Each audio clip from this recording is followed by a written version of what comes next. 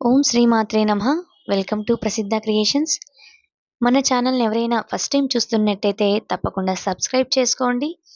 అలాగే పక్కనున్న బెల్ ఐకాన్‌ని క్లిక్ చేయండి. నేను పెట్టే ప్రతి వీడియో మీకు నోటిఫికేషన్ ద్వారా వస్తుంది. ఈరోజు అద్భుతమైన మరొక కథతో మీ ముందుకొచ్చేసాను. అనాదిగా ఆకాశంలో అనేక లోకాలు ఉన్నాయి. వాటిలో కొన్ని మానవులకు తెలిసినవే. కానీ వాటికి మించిన ఒక దివ్యలోకం ఉంది. అది మణిద్వీపం. అది భూమిపై కాదు, స్వర్గంలో కాదు, బ్రహ్మాండ మధ్యలో, దివ్య చక్రపు మధ్య భాగంలో వెలుగులు వెదజల్లే విధంగా ఉండే ఓ మాయాలోకంగా ఉంటుంది. అక్కడికి సామాన్యులు కళ్ళకి కనిపించదు. కేవలం దేవతలు, మహర్షులు, యోగులు మాత్రమే తమ తపస్సుతో దర్శించగలిగేలా ఉంటుంది. ఒకప్పుడు దేవతలు బ్రహ్మ, విష్ణు, మహేశ్వరులు ఒక ప్రశ్నలో చిక్కుకుపోయారు. ప్రపంచాన్ని ఆడించే పరాశక్తి ఎవరు అని. బ్రహ్మముఖంగా అనేక తత్వాలు వాదనలు జరిగాయి. ఆ సమయంలో ఆకాశంలో ఒక అపూర్వమైన ప్రకాశం మెరుస్తూ శబ్దహీనంగా వర్ణలేనంత అందంతో కదులుతున్న ఒక దివ్య రూపం దర్శనమిచ్చింది. అదే మణిద్వీపం. అది రత్నాలతో తయారైన ద్వీపం.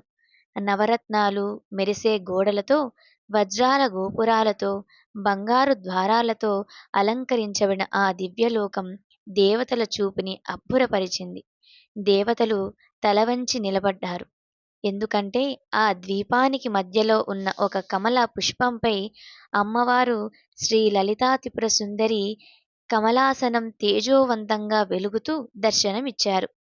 ఆమె చుట్టూ వాణి, లక్ష్మి, పార్వతి లాంటి శక్తులు, ఆమె కుడివైపు కామేశ్వరుడు ఉన్నారు. ఆమె సింహాసనం పంచభూతాలపై నిర్మించబడింది. అమ్మ సృష్టి, స్థితి, లయాన్ని ఆడించే సర్వాధికారి. అమ్మ నివసించే చింతామణి గృహం మణిద్వీపం మధ్యలో ఉంది. ఆ గృహం చుట్టూ 25 వలయాలుగా నిర్మితమైన దేవతా గృహాలు ఉన్నాయి. ప్రతి వలయంలో శక్తి దేవతలు, యోగినీలు, భైరవులు ఉంటారు. ద్వీపం నలుమూలలా 4 ద్వారాలు ఉన్నాయి. తూర్పు, పడమర, ఉత్తర, దక్షిణ.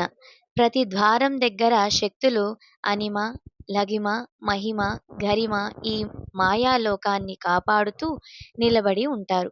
ప్రతి గదిలో రత్న ప్రకాశం, ప్రతి ద్వారంలో వేదోచ్చరణలు, ప్రతి మూలన మంత్రమాయా శక్తి.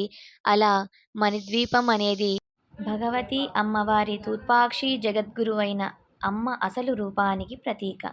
ఈ మణిద్వీపం గురించి మనకు వివరంగా చెప్పేది లలితా సహస్రనామంలో. అందులో అమ్మను మణిద్వీపమధ్యస్థ శ్రీమన్నగరనాయిక, చింతామణి గృహాంతస్థ పంచబ్రహ్మాసన స్థిత అని కీర్తించారు. ఈ ద్వీపానికి వెళ్ళాలంటే ధన సంపత్తి కాదు, భక్తి మరియు తపస్సే మార్గం. ఎందుకంటే ఇది సాధారణ శరీరంతో వెళ్ళగలిగే స్థలం కాదు. మనసు పచ్చగా, మనసు పవిత్రంగా ఉంటేనే అక్కడికి ప్రయాణం సాధ్యం అవుతుంది. ఎందరో ఋషులు దీర్ఘకాల తపస్సు చేసి ఈ మణిద్వీపాన్ని ధ్యానంలో దర్శించగలిగారు. కాబట్టి మనం కూడా ప్రేమతో, భక్తితో ఈ దేవీ నిలయాన్ని మన హృదయంలో నిర్మించుకోగలిగితే అదే నిజమైన మణిద్వీప దర్శనం. ఇదేనండి అద్భుతమైన మణిద్వీపం గురించి, అమ్మ లీలల గురించి తెలుసుకున్నాం కదా! మీకు నచ్చితే తప్పకుండా సబ్స్క్రైబ్ చేసుకోండి. పక్కనున్న బెల్ ఐకాన్‌ని క్లిక్ చేయండి, లైక్ చేయండి, షేర్ చేయండి. సర్వేజన సుఖినో భవంతు. స్వస్తి.